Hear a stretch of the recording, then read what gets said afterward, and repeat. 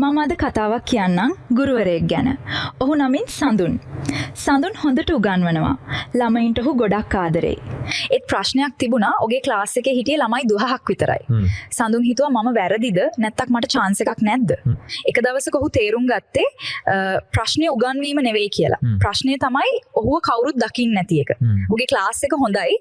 ඒත් ඒක hidden room එකක් වගේ.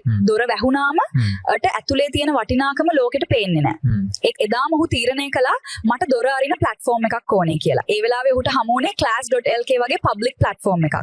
ඔහු profile එක හොඳට හදලා තමන්ව properly introduce කළා. photo එක description එක ඒව simple දේවල් වගේ නමුත් power එක තියෙනවා.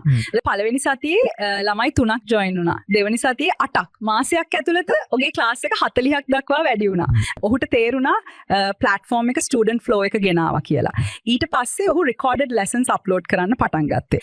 ඔහු නිදා ගන්නකොටවත් income එක flow වෙනවා. QR attendance system එකෙන් ඔහු student data එක collect කළා.